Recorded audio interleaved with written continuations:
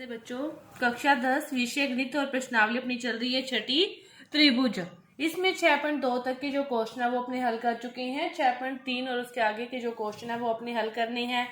तो 6.3 का पहला क्वेश्चन के देखो क्या दे रखा है कि बताइए कि आकृति में नीचे दिए गए त्रिभुजों में युग्मों में से कौन से युग्म समरूप है और उस समरूपता की कसौटी को लिखे जिसका प्रयोग करके अपने उत्तर दिया है।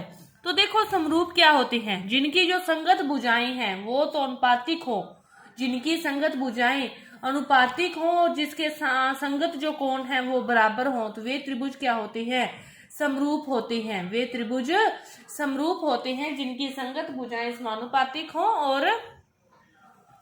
और संगत जो कोण है वो बराबर हो। अपने ये चीजें देखेंगे।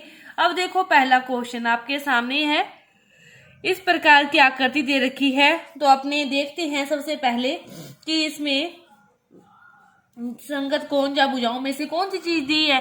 तो अपने कोण देखें, ये 60 है तो ये भी 60 है कि कोण ए और पी कितना है 60-60। कोण बी और क्यू दोनों कितने हैं 80-80। कोण सी और कोण आर तीन दोनों कितने हैं 40-40 हैं। देखो पहला क्वेश्चन आप इसमें से देख के लिखोगे। पहला क्वेश्चन कि जो कोण ए है और कोण जो ए है और कोण पी है, कोण ए है और कोण पी है, दोनों कोण कितने हैं 60 डिग्री के हैं। कोण ए और कोण पी 60 डिग्री के। कोण बी और कोण क्यू दोनों कितने डिग्री के हैं 80 डिग्री के। कोण सी और कोण आर दोनों कितने हैं 40 डिग्री के। कोण सी और कोण आर 40 डिग्री के, मतलब तीनों कोण बराबर हैं। तो अपने क्या कह सकते हैं कि त्रिभुज ए बी सी समरूप है त्रिभुज पी क्यू आर के कौन सी प्रॉपर्टी से ए एंगल प्रॉपर्टी से ये क्या है बराबर है। एंगल प्रॉपर्टी से ये बराबर है, ये समरूप है। अब देखो दूसरा क्वेश्चन। दूसरा क्वेश्चन क्या दे रखा है अपने को, इस प्रकार के दो त्रिभुज दे रखे हैं।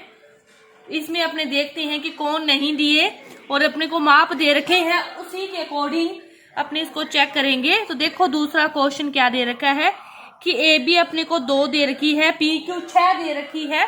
तो उसमें अपने देखेंगे कि ए बी अपॉन में पी क्यू इक्वल टू 2/6।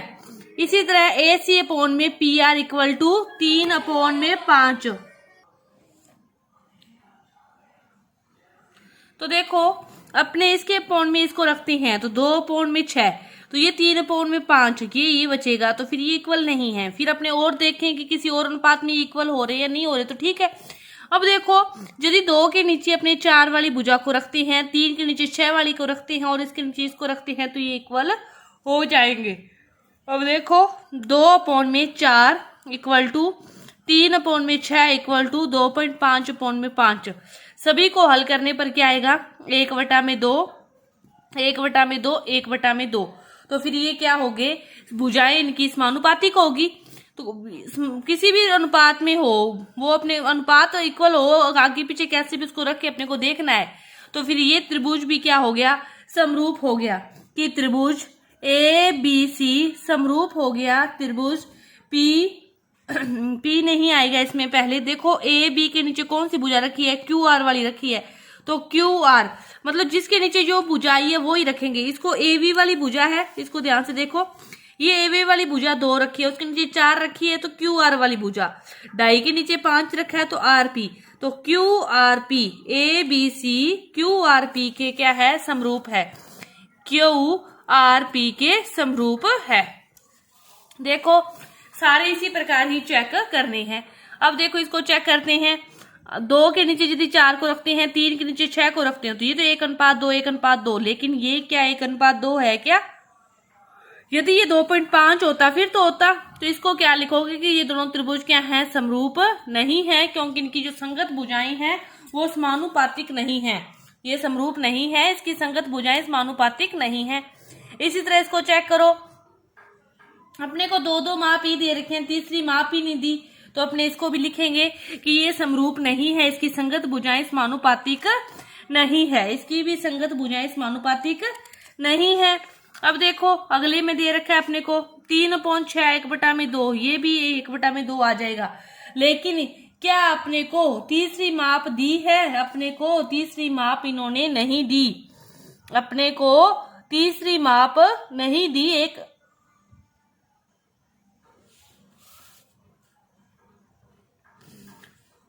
इसको देखो, इसकी बात कर रहे हैं अपने 2.5 में 10 करोगे, 5/6 करोगे तो ये तो इसके इक्वल नहीं आएगा, तो ये भी समरूप नहीं है।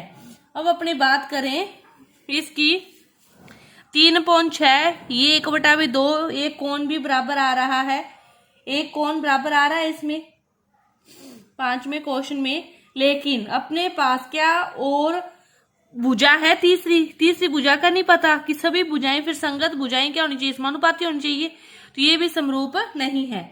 अब इसकी बात करें 78 और 30 है, इसके अकॉर्डिंग तीसरा कोण निकालेंगे तो अपने 80 और 30 है 110, तीसरा कोण कितना आ जाएगा 180 में से 110 को घटाओगे तो 70 डिग्री, ये कितना आ जाएगा 150, 180 में से 150 गए तो ये कोण कितना आ जाएगा 30 डिग्री।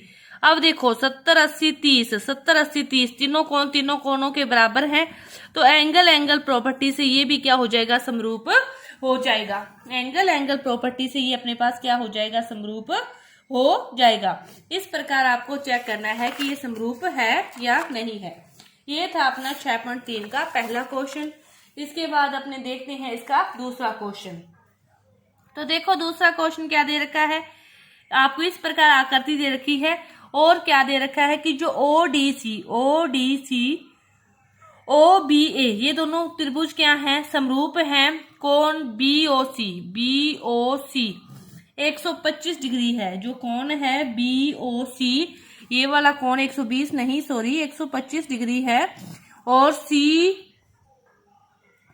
70 डिग्री है। तो बाकी के जो कोण है वो क्या करने हैं ज्ञात करने हैं।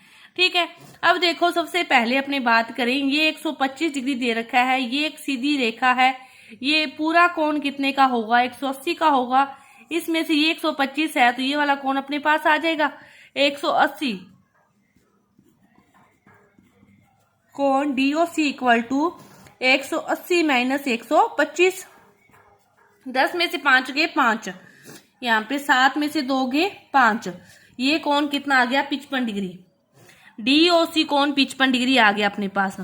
तो देखो DOC जो कोण है बराबर है कोण AOB के, कि ये दोनों कोण क्या हैं बराबर हैं, क्योंकि ये दोनों कौन से कोण हैं, दोनों कोण 55 डिग्री होंगे, क्योंकि ये दोनों कोण क्या है शीर्षाभिमुख कोण है, ये दोनों कोण क्या है शीर्षाभिमुख कोण है। अपने से क्या पूछा था DOC आ गया। अब अपने से पूछा है DCO।